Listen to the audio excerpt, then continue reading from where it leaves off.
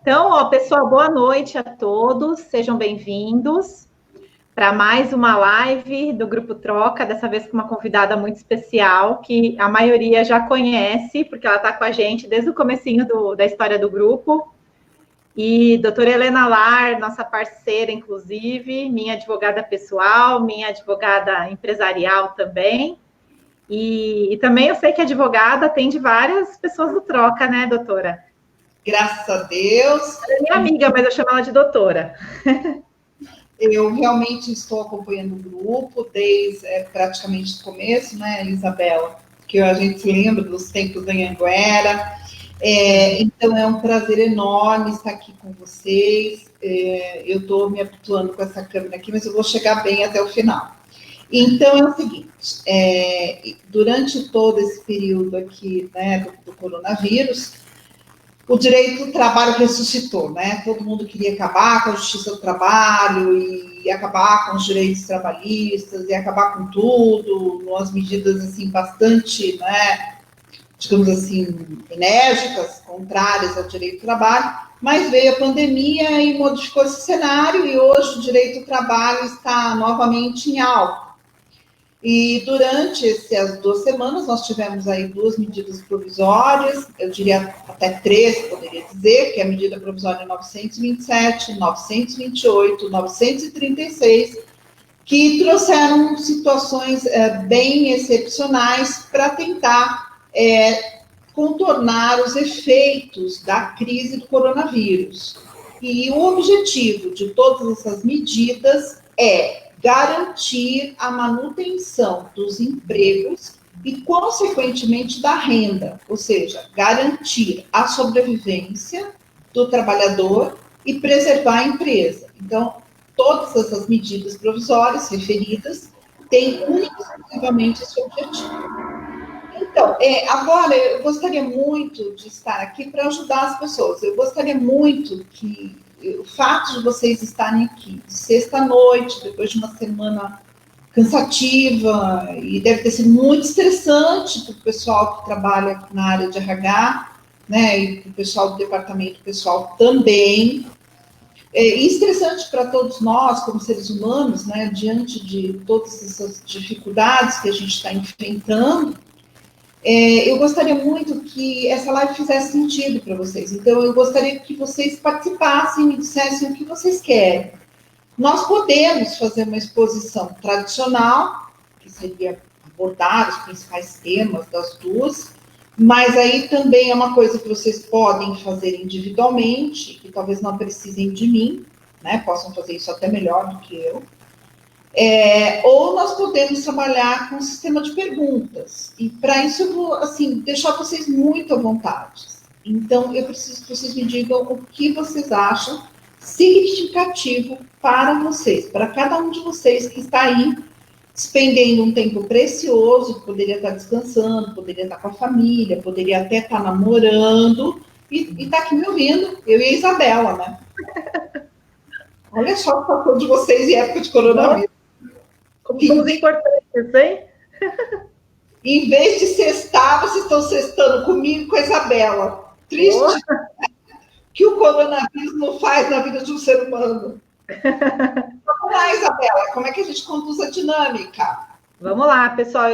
Comentem aí, então, como que vocês preferem, qual o formato que vocês preferem, se vocês querem fazer perguntas e respostas, se vocês preferem que a doutora discorra sobre o assunto, e aí depois a gente para as perguntas, como que fica melhor? Eu acredito, vou dar minha opinião, tá? Acho que você discorrendo primeiro e depois a gente abre para as dúvidas. Porque talvez as dúvidas surjam durante a sua fala, né? Talvez algumas pessoas já tenham dúvidas, já tem umas aqui, né, que o pessoal mandou antes, mas podem surgir outras dúvidas. É um assunto que gera muita dúvida. Hoje acho que o que está dando mais nó na cabeça do profissional de RH são essas medidas provisórias. Então, aí eu posso discorrer, mas a gente vai ter o quê? Quanto tempo? 1 hora, mais ou menos? É isso? Sim. Isso. Então, eu quero dizer para vocês, eu poderia discorrer sobre as duas tranquilamente. Todo esse período eu tenho ouvido lives e lives e lives e lives. Não aguento mais live dessas medidas. Então. Com as lives sobre essas Daqui medidas. a pouco o povo xinga a gente. Então, acontece o seguinte, vocês preferem uma live sobre MP 927 ou essa recente, a 936? Qual que faz mais sentido para vocês? Acho que eles vão falar as duas, hein, doutora? Acho que eles vão falar as duas.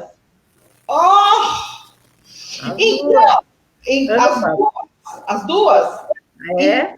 Olha, eu vou falar genericamente. Eu vou discorrer, falar um ponto importante, que eu acho que eu tenho ouvido isso de todos os doutrinadores, tenho ouvido isso de todos os desembargadores, juízes que têm feito essas lives. E eu apanhando. Eu vou arranjar um ponto e vou ficar paradinha. Assim tá bom? É que eu tenho que ficar olhando para a câmera e eu perco o foco e ela me corta. Se ela ficar muito ruim, eu não consigo. Tá cortando um pouquinho. E pior que eu não consigo ajeitá-la de forma que ela não me corte. Pronto, vamos ver se assim ela fica. Pronto. Agora vamos lá. Então é o seguinte, eu vou pegar meu óculos, tá? Ninguém conta. Coloquei óculos. É dose. Depois dos 15 é essa dificuldade mesmo. E eu vou falar aqui de alguns pontos muito importantes da medida 927. Então, primeira coisa, o que é que tem gerado conflito em ambas, na 927 e na 936? A questão do acordo individual. A questão do acordo individual é a mais problemática possível. Porque nós temos, nesse momento, em choque, duas concepções de direito do trabalho. Então, por exemplo, se você ler um artigo do Souto Maior, que hoje é desembargador do TRT 15, você vai ver uma concepção assim, mais tradicional do direito do trabalho, que eu não vou aqui dizer se é certo ou errada, no sentido de maior proteção ao empregador, né, ao empregado. Então, aquela visão tradicional, né, de proteção, porque realmente o trabalhador, ele é um vulnerável, porque ele depende, é um hipossuficiente, porque ele depende do salário para a manutenção da sua subsistência. Então, eles entendem que a questão do acordo individual, sem nenhuma assistência do sindicato, representa uma situação de preponderância da vontade do empregador. E que nesse momento de crise, o empregado está muito fragilizado, muito mais fragilizado que o empregador. E que, portanto, essa questão pode ser levada ao Poder Judiciário e pedir a nulidade desses acordos individuais. Em qualquer situação, redução de jornada, redução de salário, mas principalmente na questão de redução de salário. Por quê? Porque o artigo 7º, inciso 2º da Constituição Federal é claro, redução de salário só pode ser feita mediante a convenção coletiva ou acordo coletivo. Então, tem essa questão. Agora, existe uma corrente que vem ficando cada vez mais forte, que, por exemplo, vocês vão ver no caso da Bolia Bonfim, né, que tem livros escritos sobre direito do trabalho, tem N lives, e está assessorando um dos deputados federais no que se refere à redação e ao questionamento dessas medidas na Câmara dos Deputados Federais, que ela já adota uma outra posição, que representa uma outra parte do Poder Judiciário Trabalhista, que é a questão de que o empregado ele não é um hipossuficiente, né? E que essa possibilidade de discussão das situações existentes naquele momento entre empregado e empregador, por meio dos contratos individuais, deve ser privilegiada e deve ser mantida. E nós tivemos aqui também posicionamento recente do Supremo Tribunal Federal, pelo ministro Celso Bandeira de Mello. Desculpa, eu acho que eu falei errado o nome do ministro, mas é o Bandeira de Mello. Eu não me lembro agora, fugi. Desculpe nisso. Deveria ter anotado aqui, mas falhei nisso. Que, efetivamente, todas as medidas, tanto da MP 927 quanto da MP 936, elas são constitucionais, então elas serão mantidas. Então, essa questão da constitucionalidade não vai acontecer. Então, qual é o meu conselho para vocês? Sempre que possível, façam isso por meio de acordo com os sindicatos. E se o sindicato se recusa a negociar? Aqui vem o conselho do Marlos Melek, que é juiz do trabalho, que fez uma palestra sobre a medida 927 no Conselho Regional de Contabilidade. E ele disse o seguinte: documente-se de tudo isso, monte uma comissão de fábrica com os empregados e é a comissão de fábrica que vai negociar. O mesmo posicionamento está presente também nos pronunciamentos da desembargadora Ivani Contini Bramante. E eu gosto muito das lives da Ivani, porque a Ivani tem um conhecimento profundo e uma vivência profunda na área do direito coletivo do trabalho, que é bastante afastado do dia a dia da maior parte dos operadores do direito que litigam, né, nas varas do trabalho, que é o meu caso, por exemplo. Eu tenho muita experiência nas varas do trabalho, advogado tanto para reclamante quanto para reclamado, mas a parte do direito coletivo do trabalho, eu conheço a teoria, né, e os contatos que eu tenho por conta disso. E a Ivani Contini Bramante diz a mesma coisa. Caso haja recusa por parte do sindicato em negociar, você tem duas alternativas. Ou você monta uma comissão de fábrica e negocia por internet essa comissão de fábrica, tudo por escrito, tudo documentado, ok? Ou você entra com litígio de natureza jurídica diretamente no Tribunal Regional do Trabalho da Segunda Região. E isso é o que eles têm sido feitos. Bom, tratando disso, outro ponto importante, que eu acho que é o segundo ponto importante, toda e qualquer medida que vocês forem tomar dentro da empresa, relativa ao MP 927, relativa ao MP 936, ter em consideração que ambas foram criadas, foram editadas com o objetivo único de preservar tanto a renda do trabalhador quanto a empresa. Entendeu? Então, não é para acirrar o conflito entre trabalhador e empresa, mas é para tentar, nesse momento de crise, chegar a um denominador comum para que nós possamos passar por esse momento com o menor prejuízo possível. Não tem como pensar na não ocorrência de prejuízo. O prejuízo vai ser tanto do empregador como também do empregado.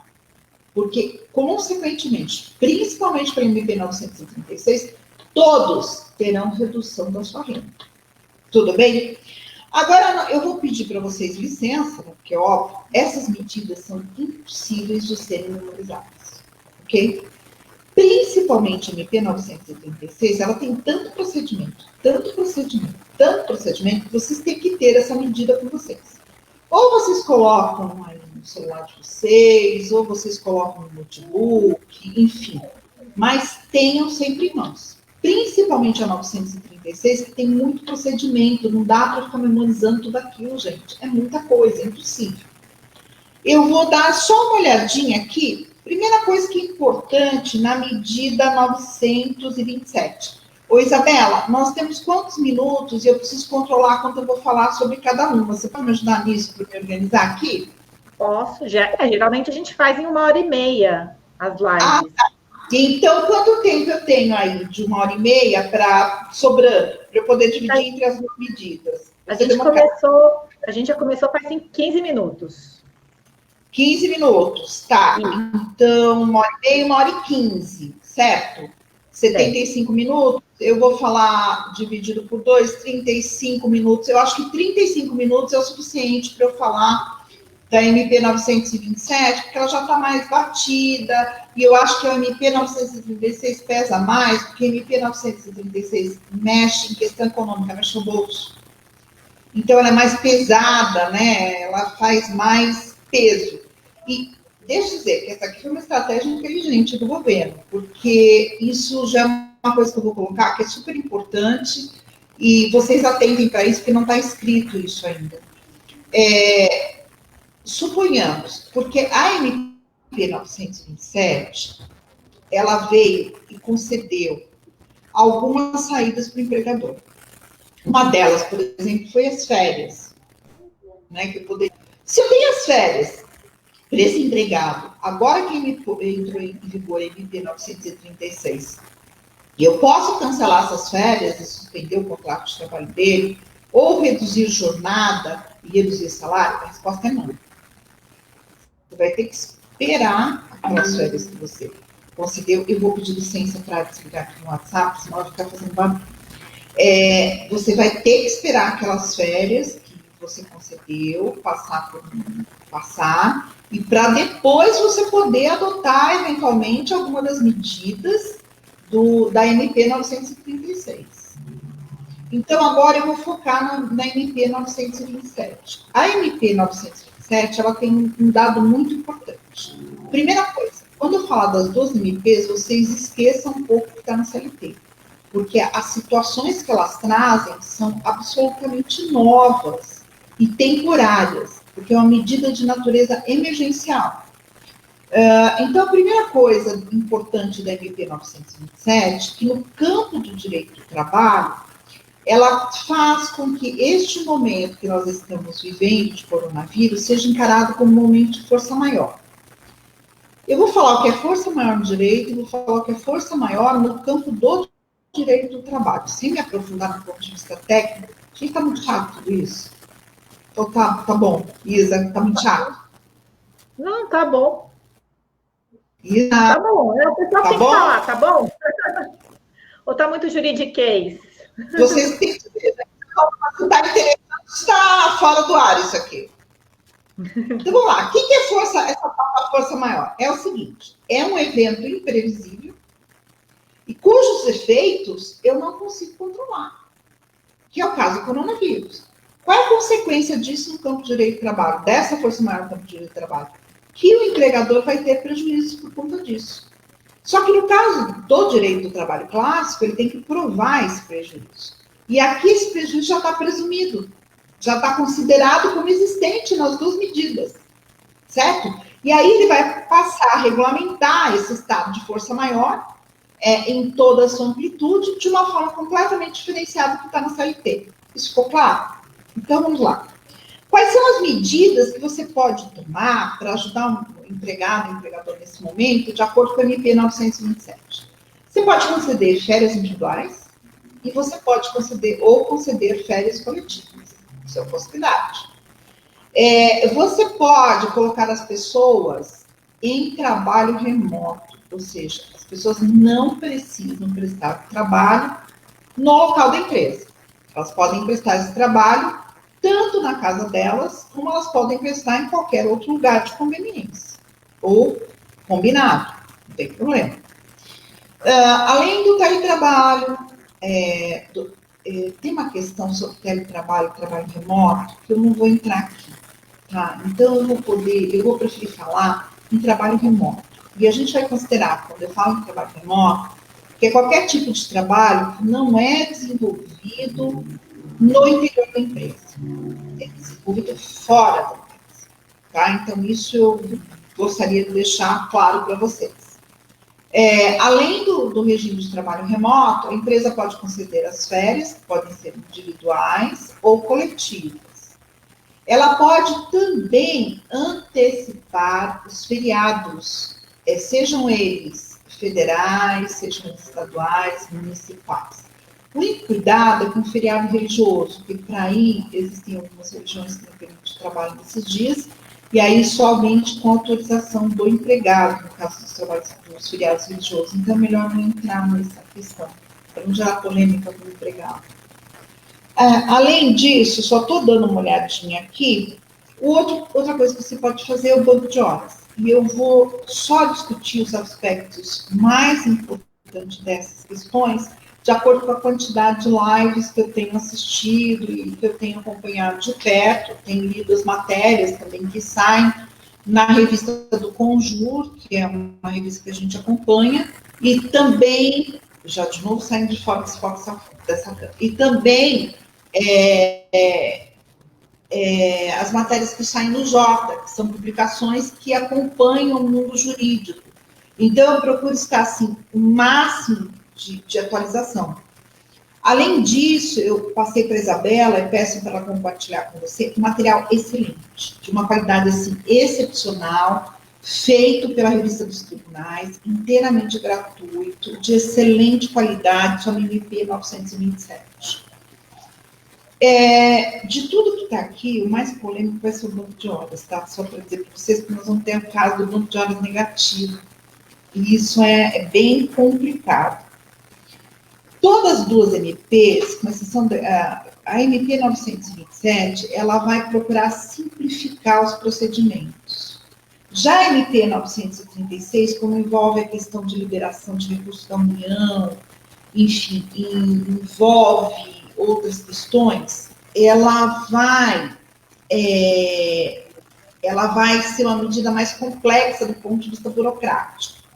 Então, a 927, ela é uma medida de simplificação de procedimentos. E aí, vocês vão deixar de ladinho um pouquinho a nossa CLT. Tá?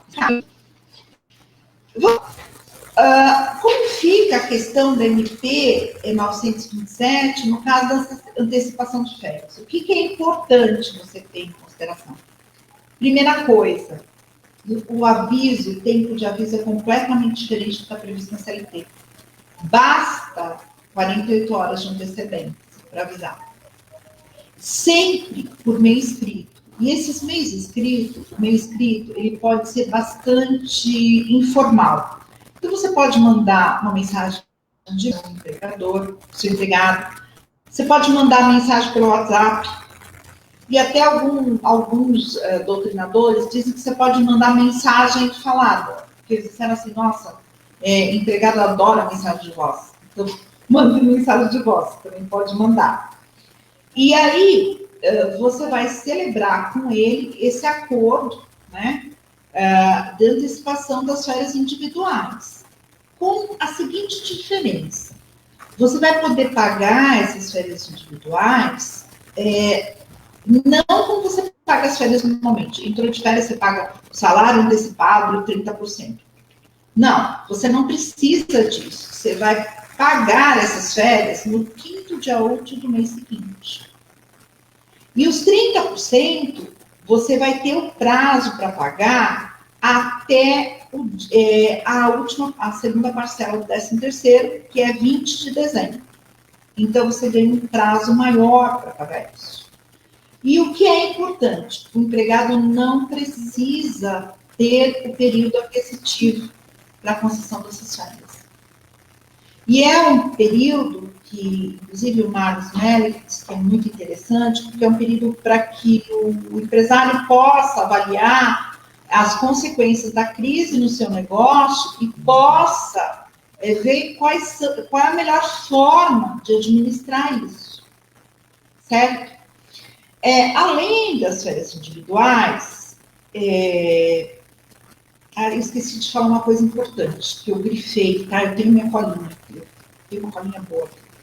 Essas férias não podem ter menos de 5 dias corridos, tá? O período não pode ter menos de 5 dias corridos. Agora, nas férias coletivas, o que a medida 927 faz? Ela simplifica muito essas férias coletivas. Por quê? Você não precisa comunicar nem o sindicato e nem a Secretaria do Trabalho e do Emprego a respeito delas. Então, você teve uma redução significativa da burocracia para que o empresário tenha uma agilidade maior para que possa atender essa situação de calamidade pública. A questão do tradicional abono de férias, né, que o empregado recebe uma parte das férias em dinheiro, essa questão também é tratada no MP. Neste caso, o empregador não está obrigado a aceitar o pagamento de uma parte das férias, né, que são 10 dias, e aceitar que o empregado trabalhe. Então, portanto, neste período não cabe a discussão do abono de férias. O empregado não tem direito. Se o empregado se recusar a aceitar essas medidas, ele pode ser demitido. Entendeu? Não tem aquela possibilidade de escolha em nenhuma delas para o empregado. E já vou dizer para vocês muito mais. As empresas estão preferindo demitir do que adotar essas medidas previstas na MP 927 e na MP 936. E nós temos visto um grande número de demissões E todos os doutrinadores que têm feito live têm falado justamente isso, principalmente aqueles que advogam para a empresa, que as empresas estão preferindo. Então, não é o momento, é o momento de sentar, negociar, mas não é o momento de confronto, a ponto de recusar a adoção dessas medidas. Pelo menos o que tem sido aconselhado é a negociação. Nós sabemos que, eu não vou ser utópica, né, dizer que a negociação entre patrão e empregado é uma coisa tranquila. Não é. Se não é no momento que não existe crise, imagine no momento que existe crise e um aumento significativo do desemprego. É muito mais complicado, isso, com certeza. Além disso, o empregador também pode, de acordo com a MP 927, aproveitar e antecipar aqueles feriados.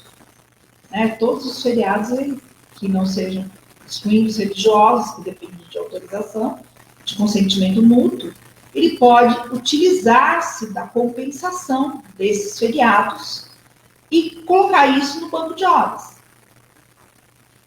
E também tem a previsão do banco de horas, tá? Então, assim, você vai gerar, tanto no caso dos feriados, como no caso de você colocar as pessoas em casa, recebendo,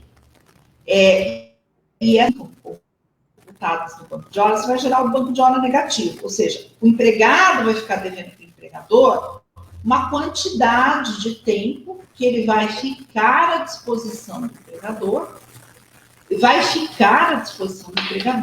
e esse empregador depois vai determinar, ele, empregador, vai ter o poder diretivo de determinar exatamente como vai ser essa compensação do banco de horas negativo. Então, esse banco de horas negativo, ele pode, por exemplo, no decorrer, depois de passar tudo isso, pedir que a pessoa compense 1 hora por dia ou até 2 horas por dia. E ele vai decidir quando. Pode ser que ele exija 2 horas por dia durante uma semana, na semana seguinte não haja, na outra 1 hora por dia. Isso vai ficar a critério da empresa, como é que ela vai utilizar esse banco de horas negativo. Uma outra questão importante que eu fui falando aqui, e às vezes vem na cabeça da gente, é a questão se nesse tempo aí de Covid existe alguma regra, alguma lei que proteja as pessoas que estão no grupo de risco. Então, por exemplo, nós temos um empregado com asma, né? Então, vamos imaginar aí, colocar o absurdo, né? Assim, a situação mais drástica. Vocês imaginem um médico ou um enfermeiro com asma.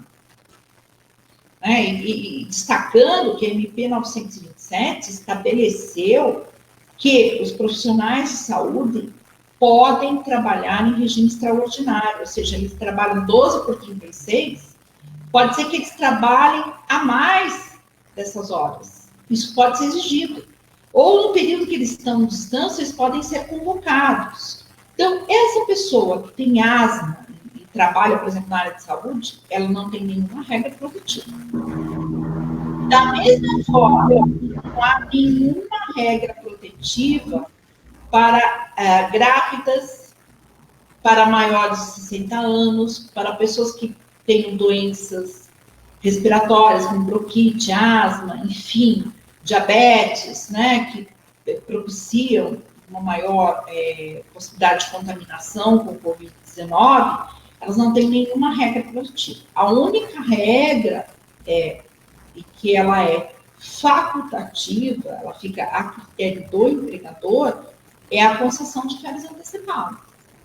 Grávida, se for necessário, enfim, ela tem que trabalhar normalmente. Se ela estiver, por exemplo, trabalhando numa indústria alimentícia, então ela vai trabalhar normalmente e a única coisa que fica, que é extremamente importante, e aí vem por conta da lei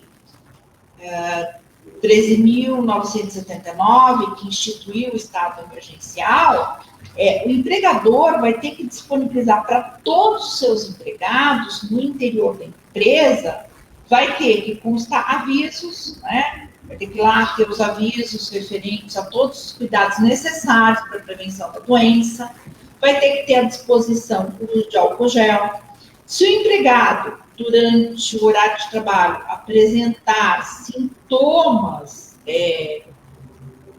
que possam caracterizar o Covid, ele tem que permitir a saída do empregado para que ele possa ir a ter atendimento médico, enfim, e verificar se realmente existe a possibilidade de ser Covid-19. Enfim, se essa pessoa que está no grupo de risco estiver trabalhando, cabe não só em relação a essa pessoa do grupo de risco, mas a todos os empregados, cabe ao empregador o dever de fornecer todos os mecanismos de proteção, até o mais eficiente, mais simples, que é ensinar o empregado a lavar as mãos. Que existe forma de lavar as mãos. Eu mesmo assisti vídeo no YouTube ensinando, que é extremamente... Tudo bem aí, Isabela? Tudo bem. Não é Priscila, não, né? Não, é que abriu o áudio aqui do meu celular. Então, tá bom. Ensinando como lavar as mãos. Entenderam? Então, essa é uma questão importante. Voltando ao nosso banco de horas negativo, seja por conta de que você concedeu o afastamento do empregado e manteve a remuneração, seja por conta que você ofereceu a compensação dos feriados, esse banco de horas negativo, ele vai ser utilizado posteriormente, mas vamos imaginar a seguinte situação, que não tem previsão legal. Você demite, após o período da crise, você demite um funcionário e ele tem no banco de horas dele, existe ainda, ele não compensou todas as horas, o banco de horas dele negativo continua. Como é que fica essa questão? Essa questão, não existe uma regra expressa, mas o que se entende para evitar o enriquecimento sem causa do trabalhador, é possível descontar o valor referente a essas horas que não foram compensadas durante esse período. Tanto em relação ao banco de horas negativo, porque a empresa pagou para que ele ficasse em casa, ou em decorrência dos feriados. Não há nenhuma diferenciação em relação a isso. Bom, a gente já falou do banco de horas, a gente já falou das férias, a gente já falou do regime de teletrabalho, né, que eu considero como trabalho remoto, que eu acho que é a forma mais técnica de trabalhar. Gente, quando ele estiver em trabalho remoto, isso é muito importante. Não pode reduzir benefício nenhum, tá? O único benefício que você pode afastar, que não é benefício, na verdade, é uma indenização, é o vale transporte. E isso vocês têm que levar em consideração, tanto na MP 926, como na MP 927 e na MP 936. Não há possibilidade de afastamento de benefício. Tanto referente a vale alimentação, quanto referente a vale refeição, seja referente a qualquer tipo de gratificação. A única coisa que se permite é o não pagamento de gorjeta e o não pagamento de vale transporte. O resto fica mantido. Além da possibilidade, MP 927, além da possibilidade do trabalho remoto, das férias, da antecipação de férias, sejam elas coletivas, sejam elas individuais, além do banco de horas, ela tem uma previsão do layoff. O que é este layoff? Na verdade, desculpa, isso ficou para 936. Eu não vejo nenhum elemento mais importante aqui. Eu tenho só mais 2 comentários. Porque a MP 927 é mais simples, né? É o que pega a 936. Vamos lá. A questão muito importante. Se eu tenho um empregado que estiver em trabalho, principalmente nas atividades essenciais, consideradas essenciais, e ele morre de Covid-19. Pode ser considerado que essa morte, ela foi um acidente de trabalho? Se eu pego o Covid-19 durante o tempo que eu estou trabalhando, eu posso considerar isso como uma doença ocupacional? Então, a MP 927 tem um artigo 29 que ele diz o seguinte: você pode, desde que você prove que você contraiu o vírus no ambiente de trabalho. Só qual é a possibilidade de você conseguir isso? Zero. Se você morreu já, né? Não, é o seguinte, né? A transmissão comunitária, tem como provar isso? Nunca, gente. Não tem como saber. Isso é assim, mínima, assim, muito, muito pequena, né? Então, é uma coisa triste de dizer, mas é verdade. Então, por favor, cuidem-se, observem todos os cuidados necessários. Principalmente, gente, quando chegar na rua, não entre com o sapato da rua em casa. Ele sobrevive cerca de 9 horas na sola de um sapato. Para vocês terem uma ideia. Tá? Então, cuidem-se muito. Isso que é importante. Essas medidas do MP 927, elas se aplicam tanto aos estagiários, aos aprendizes e também aos domésticos. Basicamente é isso que eu tinha para falar do MP 927, pelo menos tem sido o que tem sido mais comentado, perguntado nas lives. Eu não sei se alguém tem alguma pergunta sobre o MP 927. Tem alguém com alguma pergunta? Vamos ver aqui se alguém já perguntou alguma coisa. Eu vou dar uma conferida nos comentários aqui, tá? Deixa eu ver. Boa noite. Tá bom. Deixa eu ver. O Edgar Batalha falou: estressante, pois os empresários estão perdidos. É o que acontece, né? Aí o André Azevedo falou assim: boa noite. A OAB tem alguma impugnação prevista sobre as MPs? Sabemos que ainda terão discussões, mas as entidades estão planejando algo? André, querido, agora você vai ser um futuro colega, né? Não, a OAB não tem nenhuma impugnação em relação às medidas. Eu faço parte da Comissão de Direito do Trabalho da OAB Tatuapé. Nós tivemos uma reunião semana passada, infelizmente eu não pude participar, porque talvez vocês não saibam. A Isabela sabe disso, eu sou muito... tem muito trabalho aqui no escritório, gente. A gente está trabalhando remoto, está trabalhando bem, está atendendo cliente por Skype, aqui não para, graças a Deus. Então, não há nenhuma impugnação em relação a nada que está previsto nas duas medidas por parte da OAB, não houve nenhum pronunciamento contrário. Pelo contrário, o pronunciamento que nós tivemos oficial pela OAB foi que este é o momento de empregador e empregado negociarem e buscarem resolver da melhor maneira possível, de forma consensual, esses conflitos. A minha comissão de direito do trabalho é muito absoluta. Nós vamos ter uma reunião na segunda-feira para discutirmos a MP 936. E dessa reunião eu vou participar, vai ser segunda pela manhã. Até porque agora eu me sinto... eu nunca digo bem preparada, porque o advogado está sempre estudando. Relativamente bem preparada para poder sentar e conversar com os meus colegas. Então é isso. Mais alguma pergunta aí, Isabela, sobre o MP 927? Tem. A Jussara Barros perguntou assim: nossa, e se tiver que desligar, e se o funcionário que foi cedido férias sem o período aquisitivo? Eu não entendi a pergunta. Como é que é a pergunta? Se eu tiver que desligar... E se o funcionário que foi cedido férias sem o período aquisitivo? Acho que desligar alguém que recebeu férias, né? Antes do período... Tá, então, na verdade, assim, tudo que a gente tem colocado, não existe uma regra, tá, Jussara? Não existe previsão legal sobre isso, mas tem uma live do juiz Marlon Melek. O Marlon Melek, eu posso até depois passar para Isa. Ele diz o seguinte, que você cabe, da mesma forma que se dá em relação ao banco de horas negativo, você pode descontar isso no momento da rescisão, para evitar o enriquecimento ilícito. Então, você na rescisão, você coloca esse desconto e aí você coloca a observação por que se dá esse desconto.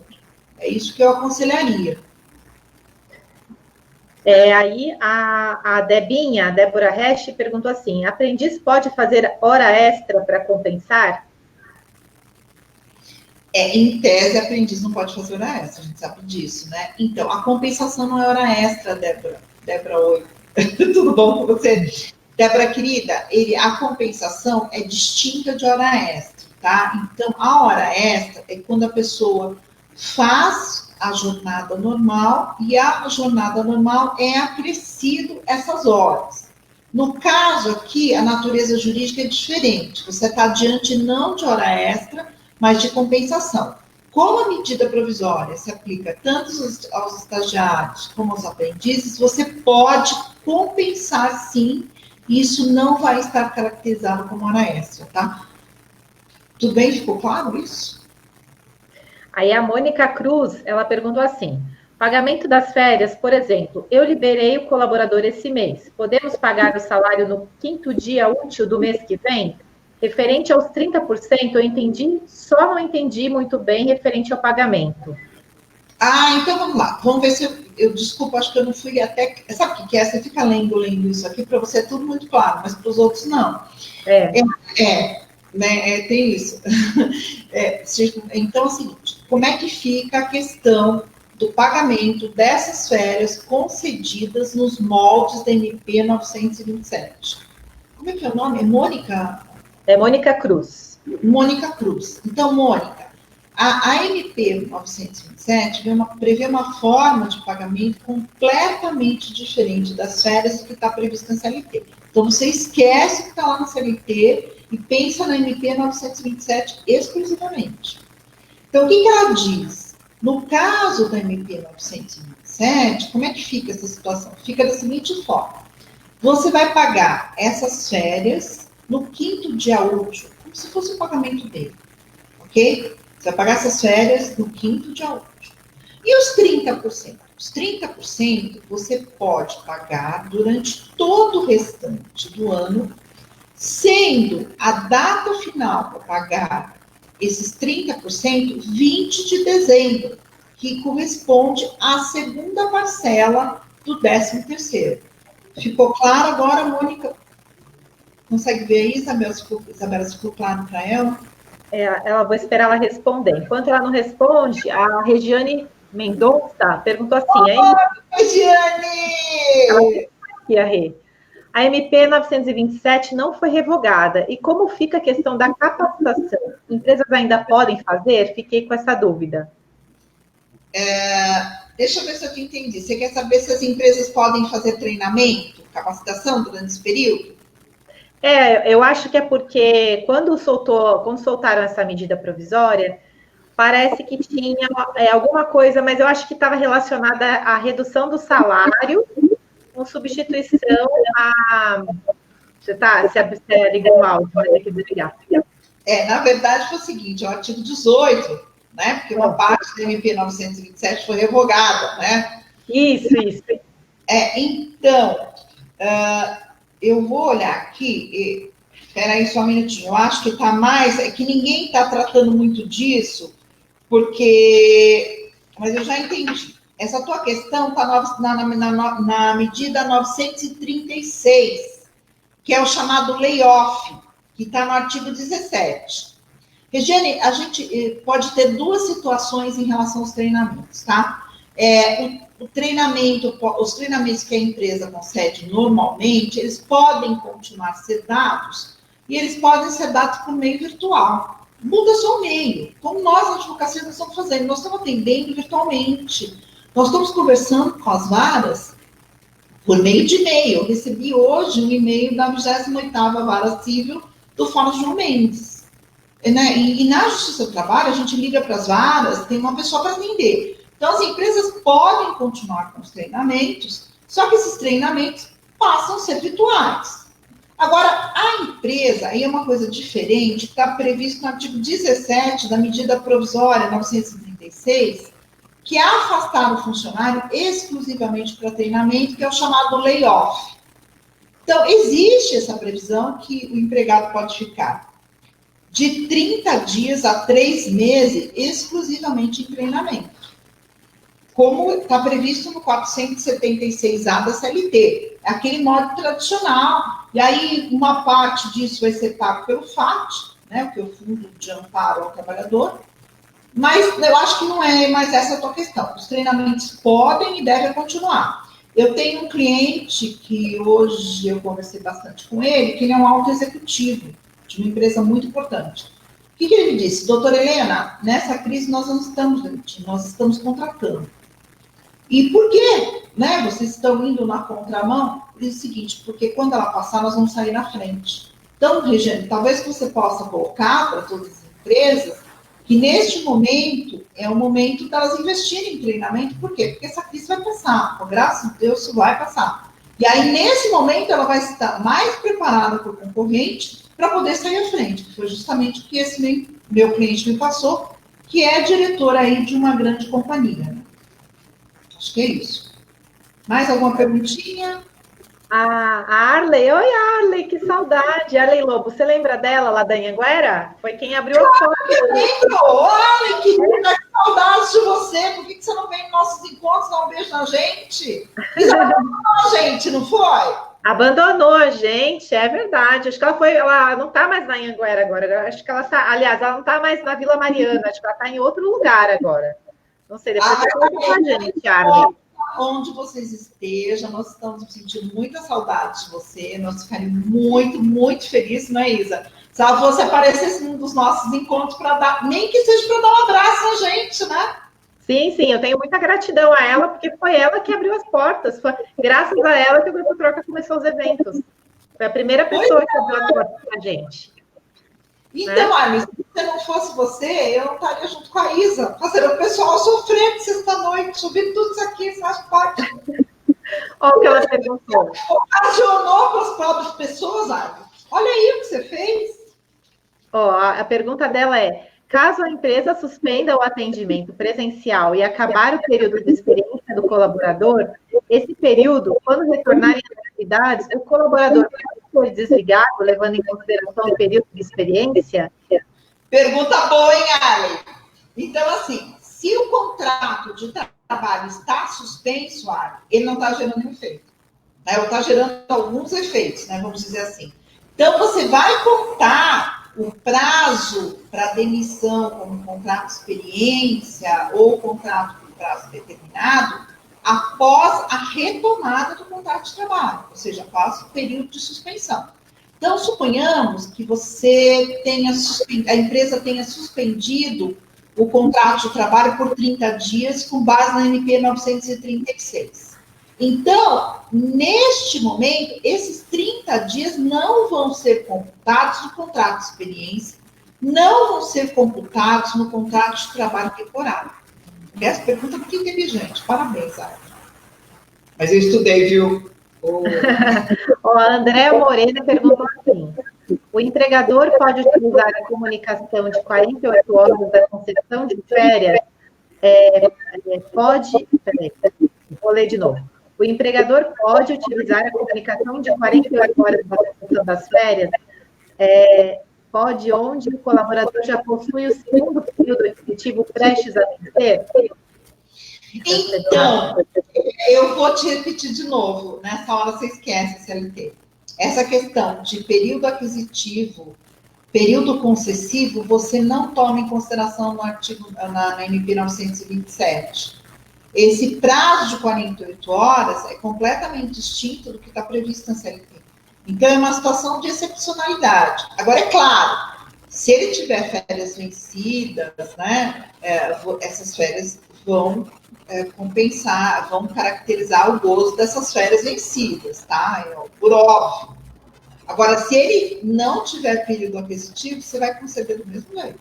Ou seja, a ideia é afastar o empregado, né, garantindo até a não contaminação, né, permitindo o isolamento social, que é a forma mais efetiva até o momento de combate ao coronavírus, vai preservar o emprego, e esse é o objetivo. Agora, é claro, suponhamos que o empregado tenha um período de férias, já tenha, né, adquirido essas férias, e esteja no período concessivo das férias. Eu posso gozar essas férias. Então, você vai considerar que essas férias foram dadas agora. Entendeu? Agora, se ele não tiver, você pode conceder do mesmo jeito. Na verdade, isso fica a critério do empregador nesse momento. Essa é a verdade. Tá. Aí eu pergunto assim, sobre o artigo 18, pode revogar só um artigo? Claro que pode. Você pode revogar um artigo, você pode revogar um parágrafo, você pode revogar um inciso. Revogar é uma palavra muito interessante. Ela vem do latim, que quer dizer revocare, retirar a voz. Eu tiro a voz da lei. Então, eu posso, sim, escolher um único artigo, posso escolher um inciso, posso escolher um parágrafo, não tem essa limitação. A Francine Cristina Migoto escreveu assim, mas a MP 927 permite efetuar o pagamento das férias até 7/5, correto? Sendo assim, o pagamento é só em maio mesmo, ou eu entendi errado? Não, é o quinto dia útil. Eu não sei qual é o quinto dia útil. Então, assim, suponhamos que você concedeu isso em abril. Aí você vai considerar o próximo quinto dia útil, entendeu? Eu não sei qual é o quinto dia útil de maio. Advogado não sabe essas coisas. Já vou te dizer. Advogado não sabe essas coisas. A Gabi Zanotto perguntou assim, a Gabi, nossa cliente, fizemos um trabalho lá, doutora. Fizemos um belo trabalho lá. Ela perguntou assim, doutora Helena, eu sou obrigada a pagar as férias no quinto dia útil ou posso pagar antes de dar o prazo? Olha, pagar antes, você pode sempre. Você nunca pode pagar depois que você paga a multa, né? Você já sabe, igual o salário. Você paga... Na verdade, desculpa, deixa eu falar devagar, porque às vezes eu penso muito rápido. Pagar antes, você pode pagar sempre antes. O que você tem é um prazo limite até o quinto dia útil do mês seguinte. Então, suponhamos que você concedeu essas férias, vamos imaginar hoje. Hoje é dia 4, dia 3 de abril. Dia 3. Então, você quase 4. Quase 4. Você concedeu essas férias dia 3 de abril. Você vai ter, poder pagá-las no quinto dia útil do mês seguinte, que seria maio. É a sua data limite. Mas, se você tiver caixa e quiser pagar antes, tudo bem, não tem problema isso para o direito do trabalho. Beleza. A Regiane perguntou assim, minha dúvida é, ela perguntou assim, ela perguntou duas coisas. Uma coisa, ela falou assim, mas o artigo 18 suspendia o contrato sem salário para treinamento. Me falaram um monte esses dias falando que não pode revogar só um artigo. Então, ela teve a informação errada, certo? Então, Regiane, eu não gosto muito de usar essa palavra errada, né? Porque é uma palavra pesada, né? Nós temos uma lei que regula isso, que é uma lei, a gente chama isso de sobrenorma, é uma lei que regula outras normas. Eu tenho, às vezes, eu ando com a minha memória cansada, porque eu estudo muito, isso cansa às vezes. Eu agora esqueci o nome certinho da lei para a gente falar. Mas é uma lei que trata é uma lei sobre normas brasileiras, é isso. Então, o que ela diz? Ela fala da possibilidade de revogação das leis, e ela não estabelece essa limitação. Então, essa limitação, tecnicamente, não existe um único artigo no nosso ordenamento jurídico que diga isso. Eu não sei da onde a pessoa que te passou essa informação, talvez ela tenha ouvido de uma outra forma e tenha traduzido isso, enfim. Mas não existe isso. Eu tenho, assim, quase 30 anos de amor incondicional ao direito. Muitos deles dedicados à leitura. E não existe isso, eu posso assegurar.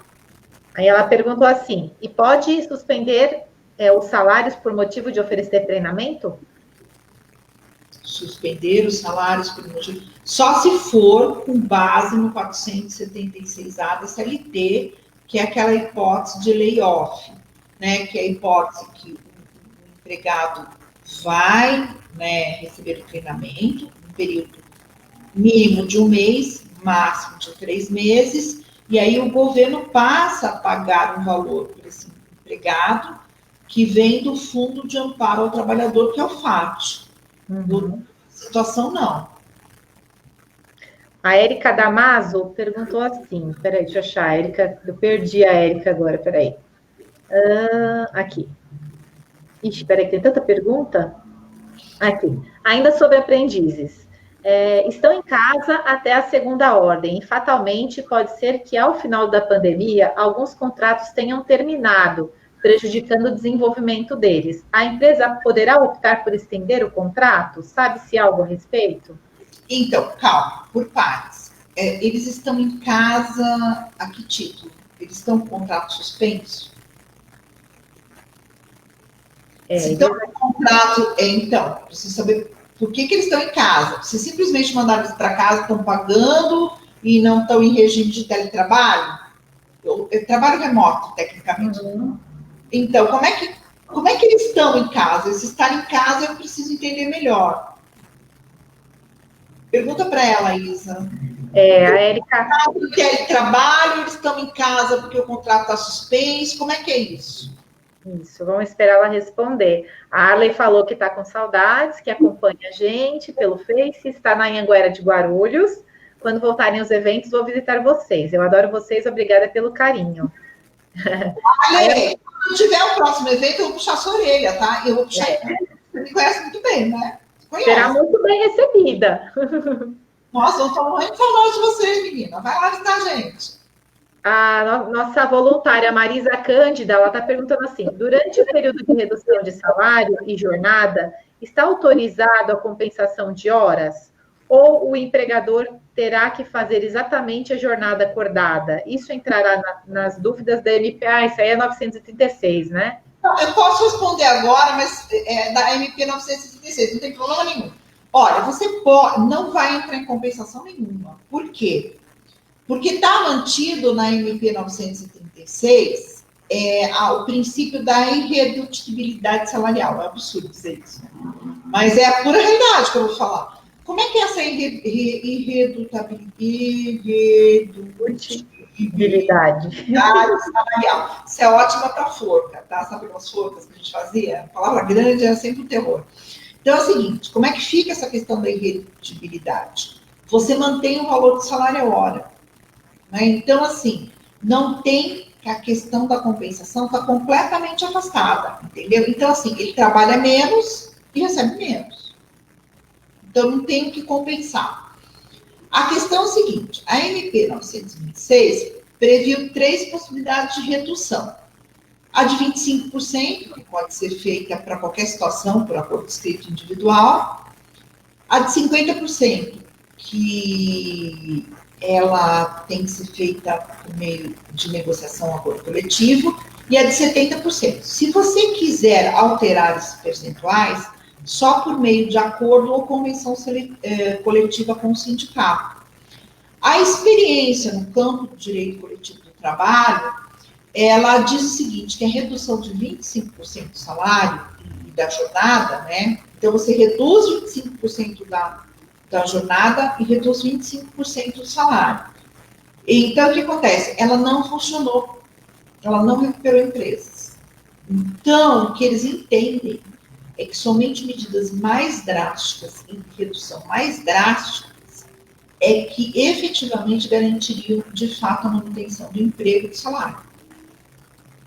E tem uma outra questão importante. Se você tem aquele trabalhador do artigo 62 da CLT, que você não controla a jornada, ou se você tem um empregado comissionista, como é que você calcula o valor da hora? No caso do empregado comissionista, você calcula o valor da o valor da hora dele, tomando em consideração os 12 últimos valores que ele recebeu, né, que é o que a gente chama de valor duodecimal, ou seja, eu calculo que ele recebeu em 12 meses, o comissionista, e aí eu tenho a média salarial para calcular como é que eu vou pagar essa redução salarial. Se for empregado que não é sujeito ao controle de jornada, teletrabalho não é sujeito ao controle de jornada, como está no artigo 62 da CLT, ou, por exemplo, gari de rua, não é sujeito ao controle de jornada, em tese, para trabalho externo, vendedor, enfim, você vai adotar o padrão básico, né, previsto na Constituição, que são as 44 horas semanais e 220 mensais. Tudo bem? Mais alguma questão aí? Tem. Bom, a Natália perguntou, a redução dos salários sem redução de carga horária é permitido? Não. Não. Tem que reduzir a carga horária, então, né? Se você reduz o salário e não reduz a carga horária, você concorda comigo que a tua hora de trabalho ela foi diminuída, o valor? Uhum. Aí não pode. Não, não pode. Tá. Deixa eu ver, acho que tem mais uma aqui. A Paula Ramos está falando assim, boa noite. Numa loja física que foi fechada e ficará virtual. A causa do fechamento, não somente a pandemia. Esse funcionário pode trabalhar na casa dele com atividades ligadas e não à internet, como se a empresa funcionasse na casa dela sem tempo determinado? Tem um amigo nessa situação, pode ser por enquanto, ou podemos manter assim. Pode ser considerado trabalho remoto, pois funcionará no horário que funcionava a loja física. Olha, eu não sei se, assim, a gente quer te ajudar, tá? E fazer o melhor. Deixa eu ver se eu entendi a pergunta para poder te satisfazer a dúvida. Então, assim, era uma loja física e, diante da pandemia, eles transformaram essa atividade num e-commerce. É isso? Porque ela escreveu assim, atividades ligadas e não à internet. Sim, na verdade é o seguinte, se eu não me engano, o artigo 468 da CLT, que diz o seguinte, que o empregador pode exigir do empregado todo e qualquer trabalho que seja compatível com a força dele. Então, assim, ele pode sim fazer esse trabalho, mas tem um limite para isso, é que é bem difícil, a gente não tem regras rígidas, né? A gente trabalha com padrões. Então, esse trabalho, ele não pode caracterizar um desvio de função. Então, assim, eu posso transferir tarefas para ele que sejam compatíveis, mas que estejam dentro ali da função, dentro da capacidade técnica, né, da função que ele exercia. Então, por exemplo, eu sou advogada, então, suponhamos que eu fosse parte de um departamento jurídico de uma empresa e tivesse home office, eu poderia fazer toda e qualquer atividade ligada à empresa, desde que tivesse a minha competência, né? Então, ao invés, por exemplo, podia ser do jurídico trabalhista, de repente poderia ser passada para fazer contratos com fornecedores. Há um limite para isso, para não caracterizar desvio de função. Agora, se o que ele está exercendo dentro da casa dele é uma atividade que tem compatibilidade com a função dele, ok. Se não, é caso de rescisão indireta, né? Ou seja, ele está aferindo o artigo 483 da CLT, porque está exigindo uma atividade que está além, né, das forças do empregado. Então, se houver um abuso aí por parte do empregador, nesse caso, cabe a rescisão indireta, com certeza. Doutora Helena, a Érica está falando, aquela que fez a pergunta sobre o aprendiz, ela falou que é licença remunerada e que foi uma orientação do CIE, deixar esses aprendizes em licença remunerada. Aquela questão da finalização do contrato. Pois é, então, licença remunerada não é suspensão do contrato de trabalho. Então, nesse caso, realmente, eles vão ter esse prejuízo na aprendizagem. A não ser que vocês consigam estabelecer, porque tem atividades que não é possível, né? Então, por exemplo, a atividade de produção numa fábrica, não dá para fazer remoto. Então, é complicado isso. Agora, talvez valha a pena ver como é que o CIE vai regular essa questão. Mas, senão, infelizmente, tivemos esse prejuízo, com certeza. Bom, perguntas, acho que eu já vi todas. Quer ir para 986 agora? Quanto tempo agora a gente tem na 926? 30 minutos, né? Então, vamos lá na 926. Agora eu já até me acostumei melhor com a câmera, que era o que estava me dando trabalho, que eu me acostumar com essa modalidade de streaming, né? Porque eu estou acostumada com a live, né? Então, a live é uma coisa diferente. Mas, a gente, tudo na vida, né? E é bom estar com as pessoas, né, Isa? Uhum. A gente tem o privilégio de estar com pessoas muito queridas, né? Numa sexta-noite, né? Quase sábado de madrugada, aí daqui a pouco. Falando sobre um tema assim tão difícil. Eu acho que nós somos duas pessoas muito sortudas, você não acha? Opa, muito! E ainda tem a possibilidade de rever toda essa gente bacana, que são amigos e amigas e que a gente ama tanto, né? Então, vamos lá para o MP 927? Então, 936. gente... Ai, Deus, 936. Calma aí, porque eu estou sextando, dá licença? Que coisa, a gente não pode nem citar. O que é importante na MP 936? Ela é a mais significativa desse momento todo, porque ela vai mexer no bolso de todo mundo. Então, ela, justamente porque ela mexe no bolso, ela tem procedimentos muito específicos. Gente, pelo amor de Deus, atentem para os prazos nessa MP. Tem 10 dias depois de assinar o acordo com o empregado, o acordo com a comissão coletiva, para enviar as informações para o Ministério da Economia, tá? Pelo amor de Jesus Cristo, que é mais salgado, não me percam esse prazo de 10 dias, tá? Isso é super importante. Então, vamos lá. A medida provisória 936, ela vai estabelecer um programa emergencial de manutenção do emprego e da renda. E ela traz 3 medidas que estão no artigo 3º. Então, isso é muito importante. A gente vai falar de 3 medidas. A primeira medida é o pagamento de um benefício, né? E esse benefício é chamado benefício emergencial de preservação do emprego e da renda. Essa é a primeira medida prevista na MP 926. A segunda medida é a redução, atentem a essa palavra, proporcional do salário e do tempo trabalhado. Então, o que eu reduzir de tempo trabalhado é o que eu posso reduzir de salário. Ou seja, o valor da hora do empregado tem que ser mantido. Além disso, nós temos a hipótese de suspensão do contrato de trabalho. Então, são 3 medidas, ok? O benefício, a suspensão e a redução. São essas 3 medidas que são medidas extremamente impactantes, que são medidas que vão mexer com o dinheiro, né, de todo mundo. Então, vamos lá.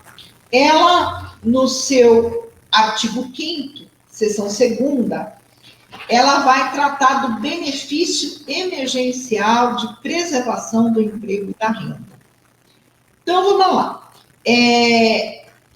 Esse benefício, quem é que vai receber esse benefício? Quem é que tem direito a receber esse benefício? Tanto o empregado que teve uma redução proporcional da jornada e do seu salário, quanto o empregado que teve o contrato suspenso tem direito ao benefício emergencial de preservação do emprego e da renda. Então, nessas 2 situações, essas pessoas podem receber esse benefício. Esse benefício vai ser pago pela União, ou seja, pelo governo federal. E aí vem aquele prazo que eu disse que era super importante, que está no artigo 5º, parágrafo 1º, parágrafo 2º, inciso 1º. O empregador informará ao Ministério da Economia a redução da jornada de trabalho e de salário ou a suspensão temporária do contrato de trabalho no prazo de 10 dias contados da data da celebração do acordo. Então, celebrou o acordo individual ou acordo coletivo, tem 10 dias para informar, tem até 10 dias para informar o Ministério da Economia. Não perca esse prazo, porque depois vocês vão ter que pagar, a empresa vai ter que pagar do bolso até conseguir resolver essa situação com o Ministério da Economia, ok? Então, não podem perder esse prazo. Muito bem. Tudo isso, todo esse procedimento de recebimento, de como vai receber, de como vai chegar o trabalhador, vai ser regulado pelo Ministério da Economia. Mas a gente já sabe que a parte do governo, do que vai vir desse benefício, será pago pelo meio da Caixa Econômica Federal, por meio daquele cartão cidadão que as pessoas têm. Okay? Então, vocês têm que acompanhar a página do Ministério da Economia para ver como é que vai ser regulado esse procedimento, que ainda não tem regulamentação desse procedimento de pagamento, como é que eles vão utilizar, quais os mecanismos, enfim. E aí o governo vai pagar 30 dias depois que ele recebeu essa informação, é que ele vai pagar ao empregado a parte que cabe à União. Então a empresa paga uma parte, se for redução, ou a União paga tudo, se for caso de suspensão de contrato de trabalho, mas isso vai ocorrer 30 dias após o recebimento efetivo pelo Ministério da Economia da informação. Ou seja, vai demorar mais do que 30 dias para o empregado receber o valor correspondente à parte da União. Então, os empregados que vão ter contrato de trabalho suspenso vão ficar numa situação mais complicada. Eu tenho que dizer isso. É triste, mas é a realidade. A gente sabe como funciona. Quem já foi professor de rede pública sabe muito bem como é que é receber do Estado, né? Demora um pouco. Né? Então, isso é uma coisa complicada. Agora, esse benefício, está lá no artigo 6º, vai adotar como base o valor do seguro-desemprego, que a pessoa teria direito. O que é muito importante dizer? Se a pessoa recebeu esse benefício do governo, de acordo com o MP 936, ela vai continuar tendo direito ao seu seguro-desemprego normalmente, caso ela venha a ser despedida ao momento posterior dessa crise. Então, o seu direito ao seguro-desemprego fica preservado. Esse benefício é uma coisa que usa a base do seguro-desemprego, mas não retira o seu direito futuro ao seguro-desemprego, caso você venha a ser demitido depois dessa crise. Isso é muito importante, inclusive para tranquilizar as pessoas. Então, vamos lá. Ele vai utilizar para pagamento do benefício uma percentagem sobre o valor que a pessoa teria direito do seguro-desemprego. Então,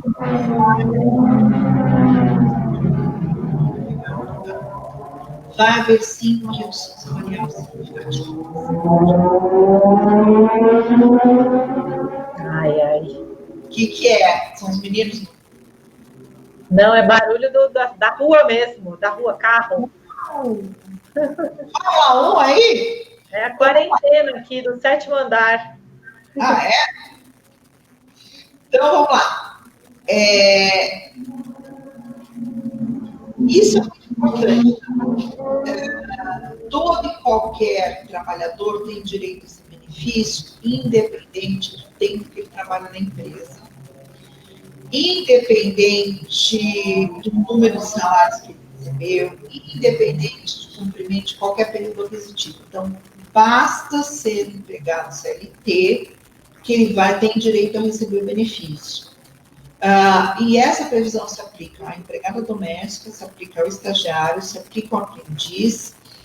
No caso do trabalhador intermitente, ele tem direito a um auxílio mensal menor que o salário mínimo, R$600 só. Então, se a empresa tiver algum contrato de trabalho intermitente, a pessoa vai receber mensalmente R$600. Felizmente, nós temos registrados pouquíssimos casos das empresas adotarem um contrato de trabalho intermitente.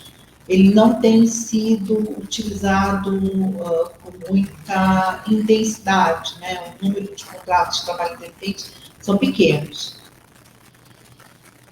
Quem é que não tem direito a esse benefício?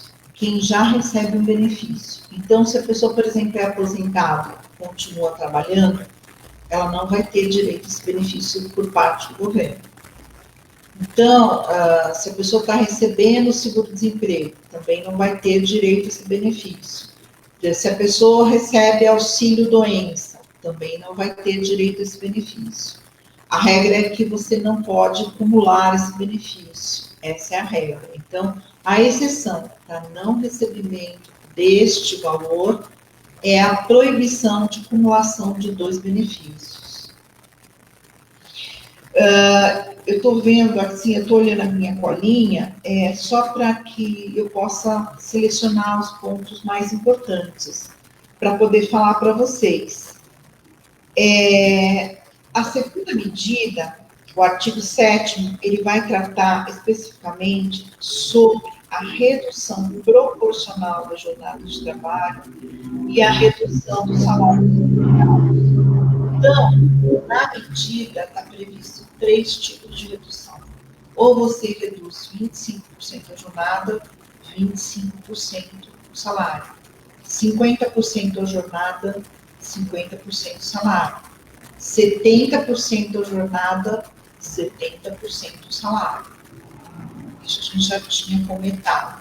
Se você quiser modificar as percentagens, diferente de 25%, diferente de 50%, diferente de 70%, só por meio de acordo coletivo, tá? Senão tem que obedecer os padrões que estão estabelecidos aqui. Nesse período, como eu disse, diz o parágrafo 2º do artigo 8º, né, que neste período de redução, bom, isso basicamente sobre a importância da redução. Agora, o artigo 8º vai falar da suspensão temporária do contrato de trabalho. Então, a suspensão do contrato de trabalho temporário, ela pode ser única e exclusivamente por 60 dias, e você pode fazer por um período de 30 dias e renovar para mais 30 dias. No caso da redução do salário, da redução da jornada, são 90 dias, que você pode estabelecer essa forma de ordenação. E assim, quando o empregado estiver em suspensão de contrato de trabalho, o parágrafo 2º do 8º, o inciso 1º do parágrafo 2º é muito claro, diz o seguinte: fará jus a todos os benefícios concedidos pelo empregador aos seus empregados, ou seja, ele pode estar com o contrato de trabalho suspenso, ele vai continuar tendo direito ao plano de saúde, vai continuar tendo direito ao vale-refeição, ao vale-alimentação, vai continuar tendo direito às gratificações.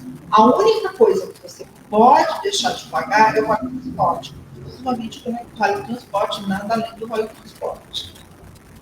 E durante esse período de suspensão do contrato de trabalho, o empregado pode recolher o INSS de forma facultativa, na qualidade de segurado facultativo. Certo?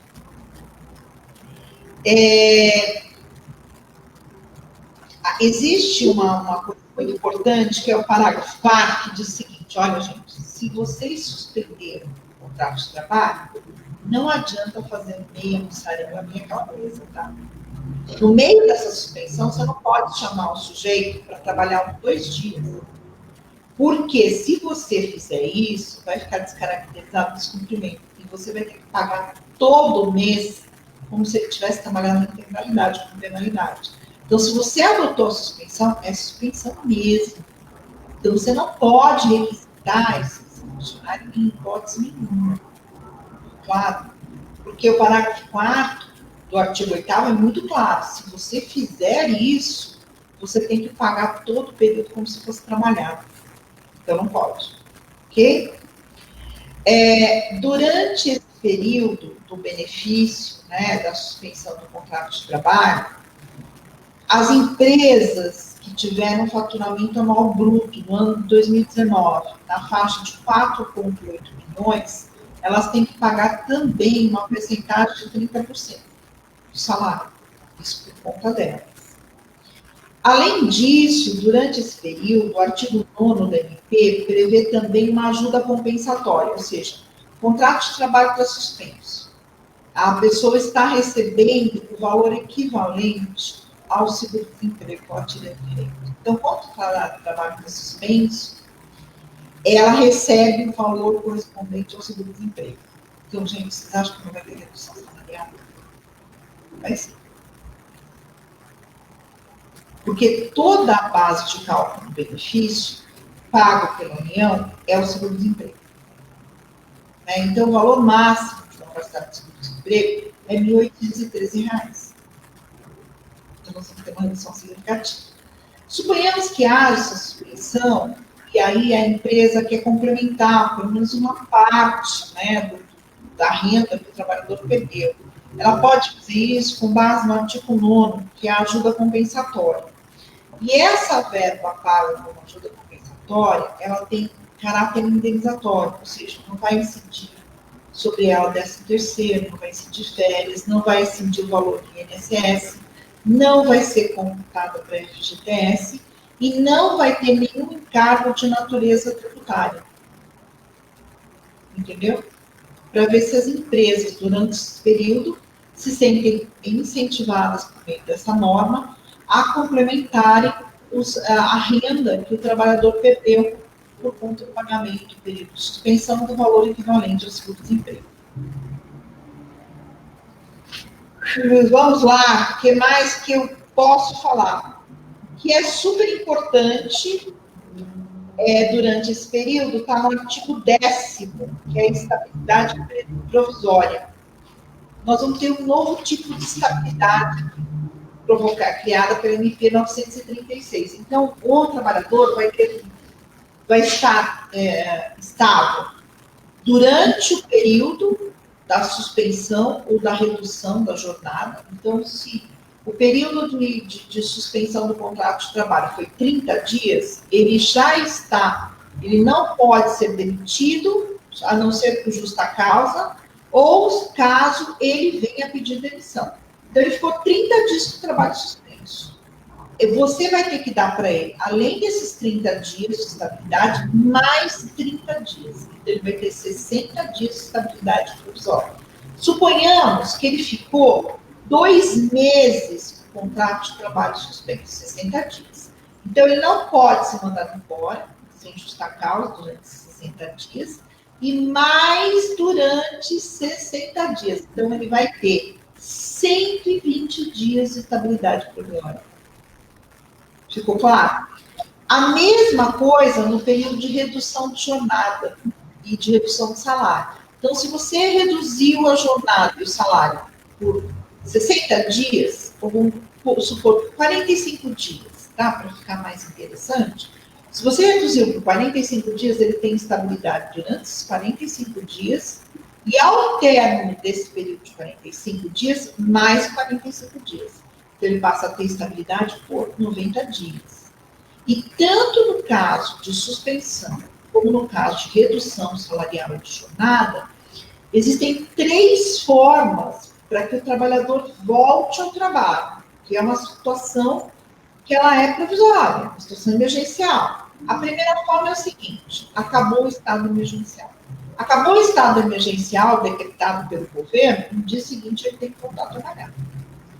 A segunda possibilidade, o acordo celebrado entre o trabalhador e a empresa decorreu o prazo. Então, o acordo foi celebrado até dia 25 de maio. No dia 26 de maio, ele tem que estar à disposição para trabalhar. Ou, a terceira hipótese, tanto na suspensão quanto na redução, é o chamado do empregador. Então, o empregador pode ter concedido a suspensão por 60 dias, ou mesmo a redução por 60 dias, se no dia seguinte, se no meio desse período, ele decidir romper isso, ele pode romper isso e o empregado tem que estar disponível, à disposição, no dia seguinte do aviso que ele recebeu do empregador. E tem outra coisa muito importante. Você pode ter uma empresa, em determinado setor, você conceda a suspensão do contrato de trabalho. Em outro setor, você pode conceder a redução da jornada e a redução do salário. Qual é o limite para isso? Não haver discriminação abusiva.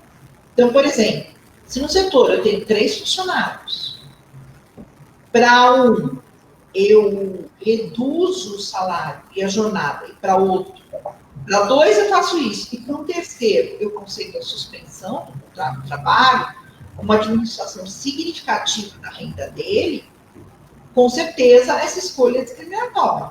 Então, isso não é possível, porque é um exercício abusivo do poder de direção do empregador. Então, há um limite para isso. Qual é o limite? Que não haja exercício abusivo por parte do empregador do seu poder. Então, a estabilidade provisória é muito importante. Ela está no artigo 10º, inciso 2º, primeiro e segundo da medida provisória 926. 936?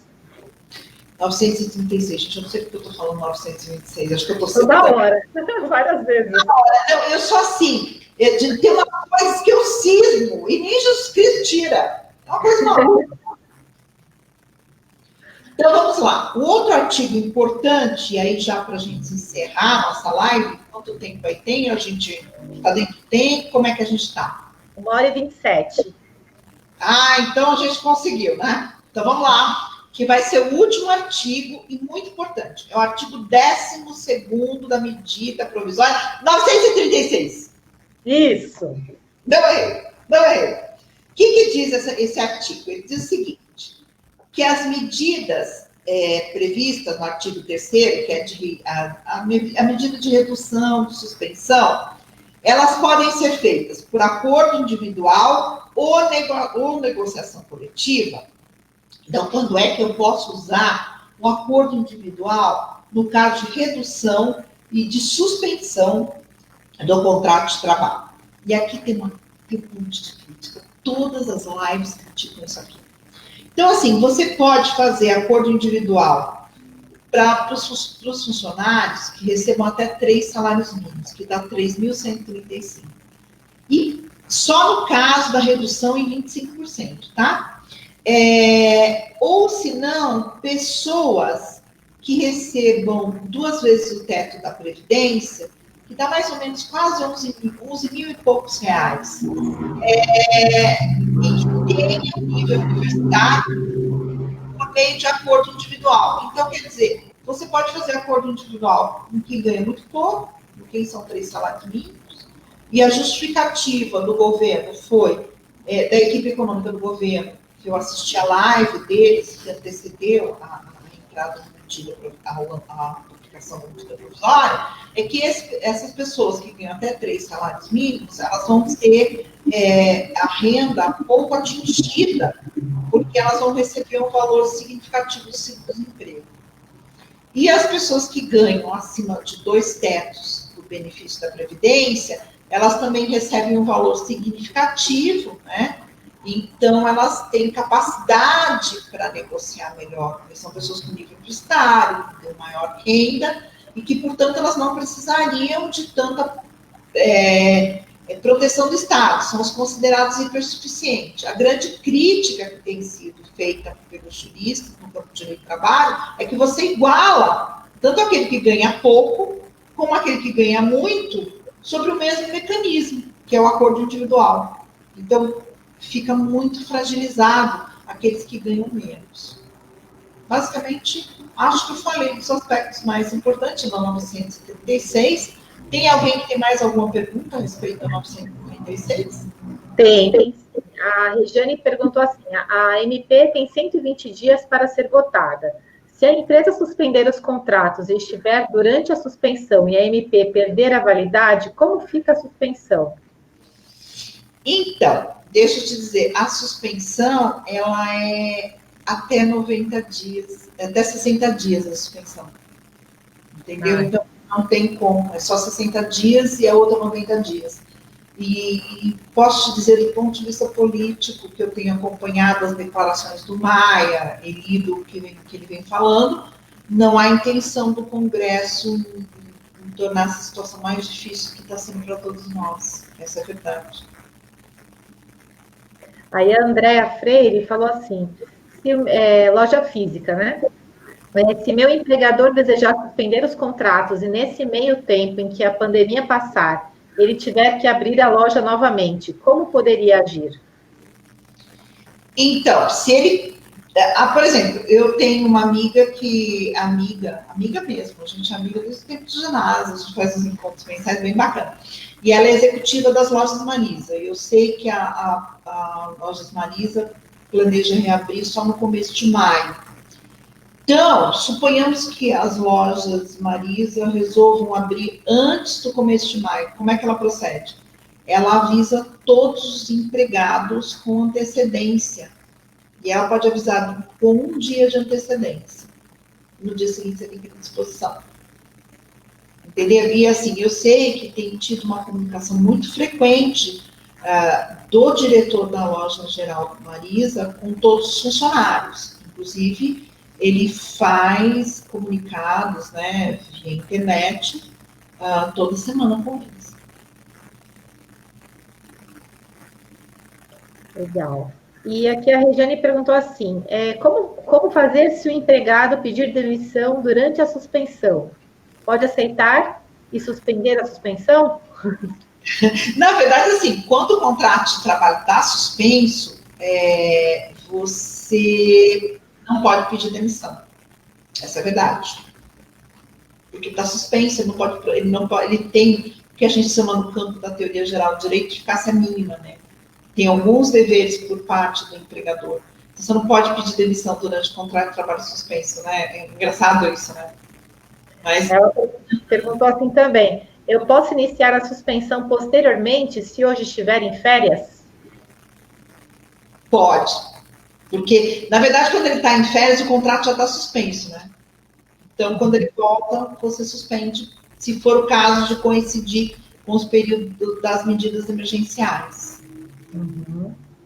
Aí, só para finalizar, a Paula, que tinha perguntado da loja do amigo dela, né? Ela complementou aqui, as atividades são compatíveis com a função, mas a funcionária, mas a empresa vai funcionar na casa da funcionária, fechando a loja física por falta de faturamento e agravamento com a pandemia.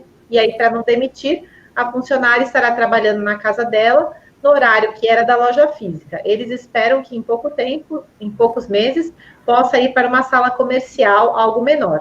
O pagamento de salário e a carga horária continuam a mesma, somente está sendo conversado ajudá-la em parte do aluguel que ela paga na casa dela. É o caso do trabalho remoto. Uhum. Se você for lá na MP 900...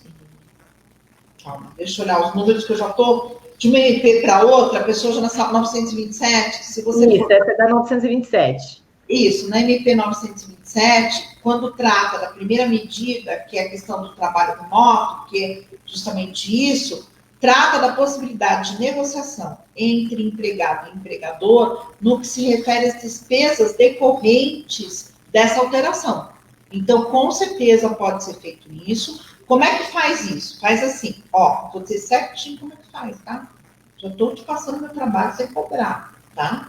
Então, você vai colocar assim, aditamento ao contrato de trabalho. Você vai colocar o período, vai colocar o artigo, que eu já vou passar o artigo da MP 927, que trata disso. Está lá na parte que fala do teletrabalho.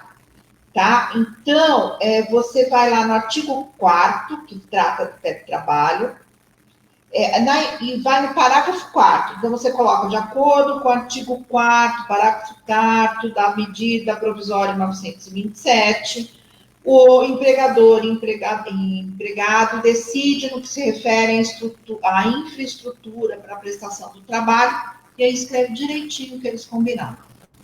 E depois paga certinho conforme combinou. Vai depositar X no dia tal, no valor tal, na conta tal, e essa parte do aluguel não tem natureza salarial. É só escrever certinho, não dá problema. É o trabalho remoto. Uhum. Deixa eu ver se tem mais alguma coisa. A Regiane perguntou, então, se eu iniciar posteriormente, pode ultrapassar os 120 dias. Acho que agora ela está falando da suspensão, né, do salário. A gente está voltando para aquele assunto. Regiane, não estou entendendo sua pergunta, mas a questão é a seguinte, você quer saber o seguinte, se a MP, né, tem vigência de 120 dias, você quer ultrapassar esse período, ele vai ter que editar a nova medida provisória ou vai ter que prorrogar o prazo dessa. São esses os mecanismos constitucionais. Agora, se ultrapassa esse prazo, ele pode editar uma nova medida provisória, que é o que ele faria. Uhum. Esse é o que ele faria, ele editaria uma nova medida provisória. E a Bruna Marcos perguntou assim, doutora, sou obrigada a pagar hora extra para trabalho home office? Isso é um problema sério. Isso já não é um problema das MPs. Isso é uma discussão muito séria. A princípio, está lá no artigo 62, que isso é uma das exceções, né? Que o trabalho de home office não tem direito a hora extra, porque não tem controle de jornada. Na prática, lá no dia a dia do fórum, que eu conheço muito bem, não funciona. Pague as horas extras. E estabeleça um mecanismo rígido que determine o controle de horário exato que o empregado entra, acessa o sistema, e o horário exato que ele sai desse sistema. E mantenha isso muito marcado. Experiência que, de fórum, de quem vai para a audiência, eu tenho o privilégio de ter a competência de advogar tanto para o reclamante quanto para o reclamado. Então, é assim, na prática, se você não tivesse controle rígido e ela levar uma testemunha de que alguém que exerce um trabalho semelhante em regime de home office e vocês provar que ela é requisitada, ela é chamada, além da jornada diária, ou seja, além das 8 horas permitidas, você vai pagar hora extra. Pode ter certeza, porque eu tive um caso assim, pela empresa, eu defendi a empresa e a empresa perdeu. Tá? Então, a empregada, era uma empregada, né? A moça trouxe uma funcionária que trabalhava no mesmo esquema, né? Só que cada uma trabalhava na sua casa. Explicou direitinho a testemunha como funcionava o esquema. Ela juntou os prints dos horários que ela trabalhava além da jornada. Então, rendia o artigo 62. Na prática, vai pagar a hora extra. Então, mantenha um controle rígido de horário. É o meu conceito. Ela explicou melhor aqui, a Regiane. Se eu começo a suspensão ou dedução posteriormente, dou 90 dias e durante os 90 dias a MP vence pelos 120 dias. Como fica? Cancela automaticamente a suspensão ou a redução? Entendi. Então, tem duas possibilidades. Regiane, e aí é uma questão de teoria geral do direito. Vou fazer uma brincadeira com você. O cara que fez testamento está morto, não está morto? Então, como é que a vontade do morto produz efeito no mundo jurídico? Por quê? Porque a vontade foi manifestada antes, quando ele estava vivo, e o mundo jurídico conservou no mundo jurídico. Para resolver essa questão, você precisa entender o seguinte: o mundo jurídico, ele é um mundo que, com certeza, está ligado ao mundo real, claro, faz sentido. Mas ele é um mundo que existe só no mundo das ideias. Então, assim, quando ele concedeu a suspensão, estava em vigência a medida. Entendeu? No prazo inicial que ele concedeu a suspensão, estava em vigência a medida. Então, aquilo entrou no mundo jurídico e vai produzir os efeitos.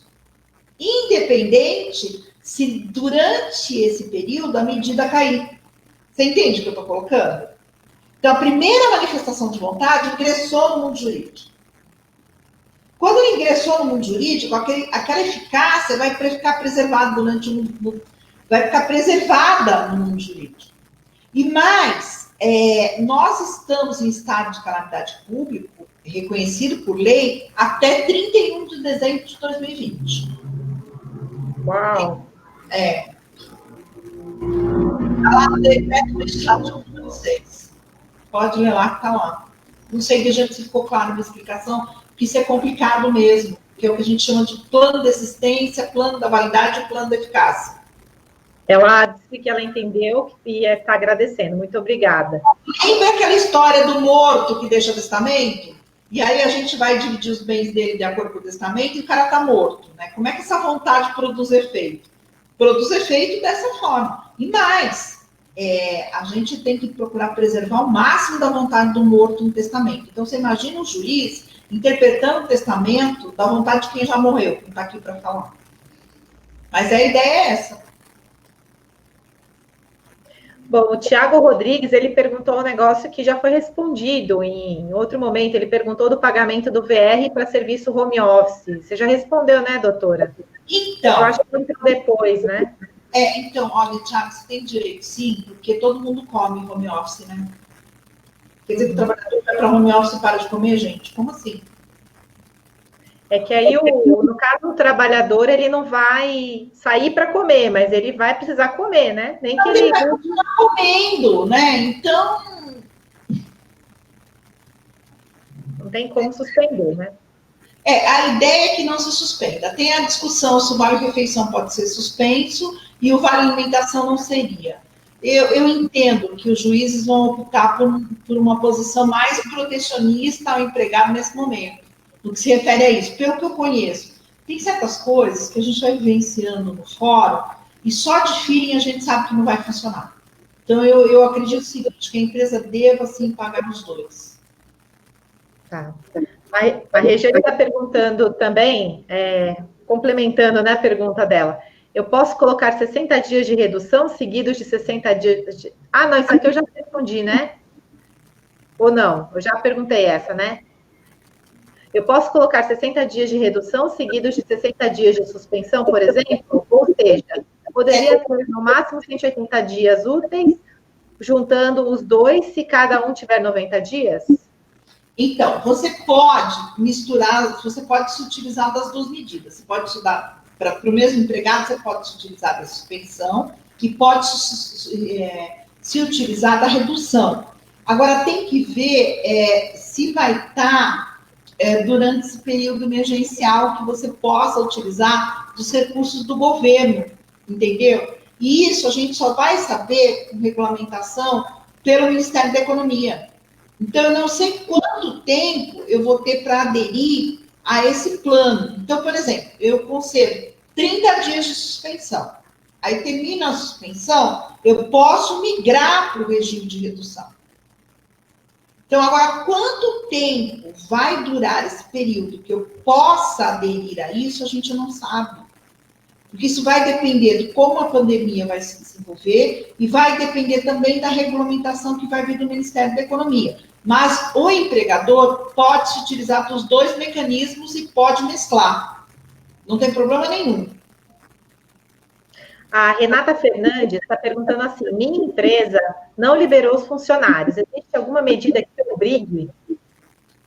Não existe nenhuma medida que obrigue. A única coisa que a sua empresa tem que fazer, ela tem que observar os cuidados em relação ao coronavírus. Ou seja, todas aquelas medidas protetivas.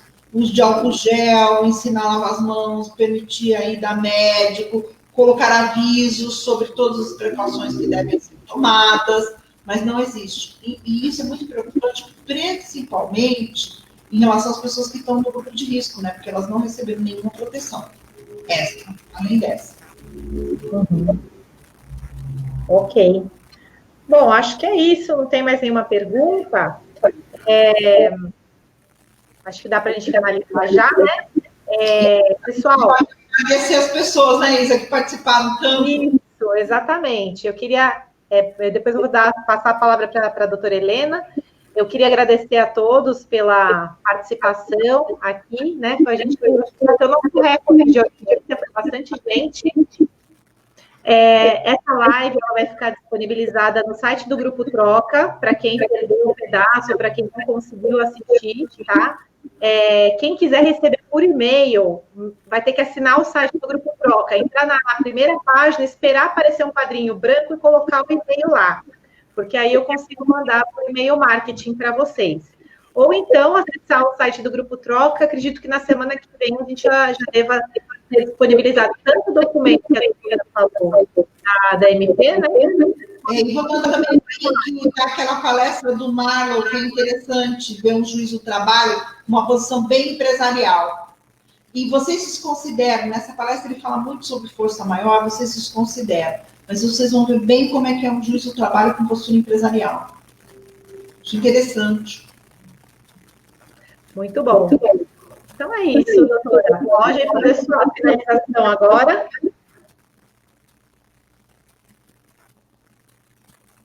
Pode finalizar. Quer falar alguma coisa?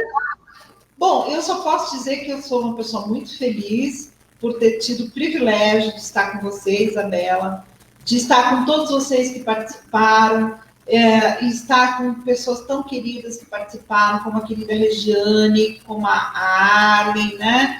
Como a Gabi, como a Débora Hester, que está sempre com gente. Então, assim, olha, gente, muito, muito obrigada por esse privilégio de conviver com vocês. Eu sou muito grata por tudo isso. Muito obrigada, doutora, por você ter essa parceria com a gente, né? Já sei, a gente está completando 6 anos agora, acho que já são 6 praticamente, né? Você entrou logo no comecinho do troca, acho que uns 3, 4 meses depois, então é o mesmo tempo de idade do troca. E muito obrigada por estar aqui hoje, nesse momento tão difícil que a gente está vivendo, contribuindo com o seu conhecimento, que é de grande relevância para todos nós. É um prazer essa parceria, Isa, que ela continue por muitos e muitos anos, porque eu pretendo ficar uma velhinha bem chatinha e bem produtiva por muitos e muitos anos. Só precisa sair o curso, né, doutora? Todo mundo está me cobrando. Quando vai ter o curso de legislação trabalhista da doutora Helena? Então, a gente precisa pensar, né? Nós estamos pensando num curso bem bacana sobre Lei Geral de Proteção de Dados, eu até tinha conversado com a professora Regiane, mas veio essa pandemia aí a gente, né? E a Lei Geral vai ser, provavelmente vai ser... Eu tenho feito alguns cursos, eu tenho estudado, quem me conhece sabe que eu estudo sempre, estou sempre, né, procurando aprender o máximo que eu posso, e eu acho isso que é muito bacana, porque a gente só tem valor, assim, a gente só vale como profissional quando a gente tem muito para dar, sabe? Dessa história, tipo assim, eu não vou explicar para ele não aprender, porque ele não pode me copiar, pode tomar... Não, isso é uma bobagem, todo dia a gente aprende tanta coisa, tanta coisa, tanta coisa. Então, a gente estava assim, eu já estou estudando a Lei Geral de Proteção de Dados, mas o prazo que ela ia entrar em vigor vai ser ampliado, ela vai ser adiada, assim, claro. Aí a gente pode pensar, depois que acalmar essas coisas, um curso bem bacana sobre Lei Geral de Proteção de Dados, né, que eu acho bem interessante. Bacana. Certinho, gente. A Marisa está falando assim, do início ao fim dessa live. Poderia estar descansando, mas estou aproveitando para me atualizar. É isso aí, Marisa. Bom, Marisa, esse é o espírito do duplo troca, né? O espírito de compartilhamento. E só uma observação. O nosso evento seria amanhã, então essa hora a gente já estaria mandando e-mail falando, pessoal, vão dormir, porque não pode perder a hora que o evento amanhã a gente tem que chegar às 7 horas da manhã lá no Mackenzie para começar a atender o pessoal. Só Jesus sabe o calvário da Isabela, da Simone Cebrián, né? E desse grupo maravilhoso de voluntários, que são pessoas incríveis, que seguram aquele evento enorme, maravilhoso, lotado de gente, sempre, né? Merece. Vamos ver, né, se a gente consegue fazer ele esse ano ainda, né, doutora? Se Deus quiser, nós vamos estar todos bens para o próximo, né? Então, é muito, muito importante que cada um se cuide bastante, né? Alimentação saudável, exercício físico, meditação, todo mundo zen, para passar isso da melhor maneira possível. É isso. Para a gente estar super bem, para poder se abraçar bastante depois de tudo isso. É isso aí. Muitos abraços e muitos beijos e muitas fotos, muitas selfies. Que é bem a cara do Duplo Troca, né, Isabela? Sim, total. A gente está vivendo um momento novo, né? Enorme, gigantesco, né? Entre os voluntários, entre as pessoas que frequentam os eventos sempre, entre os vários participantes, né? As pessoas que estão sempre lá junto, participando, anunciando, os parceiros do Duplo Troca, que são fiéis, né? De anos. Verdade. A Ângela estava aqui na live também, a Ângela da Univoz. A Ângela, parceira também. Nossa, uma pessoa maravilhosa, ela é irmã, são duas pessoas incríveis, me ajudaram muito naquela apresentação que eu fiz lá para vocês a primeira vez do Momento Jurídico. O Momento Jurídico continua firme e forte. Continua. Eventos. Estamos aqui, né? Estamos aí. Então tá, gente. Muito obrigada a todos. Vamos ver quando vai ser. A gente vai manter essa sequência de lives aí, pelo menos vai ser sempre às 9h30 da noite, tá? E eu vou passando o calendário para vocês nas redes sociais. Aí vocês acompanhem aí, a gente vai sempre trazer temas relevantes. Não vamos ficar trazendo aqueles temas que está todo mundo fazendo, né, doutora? Que tem live agora a dar com pau, né? Todo mundo está fazendo live. Então, a gente vai trazer temas que realmente vão fazer diferença para vocês. É isso.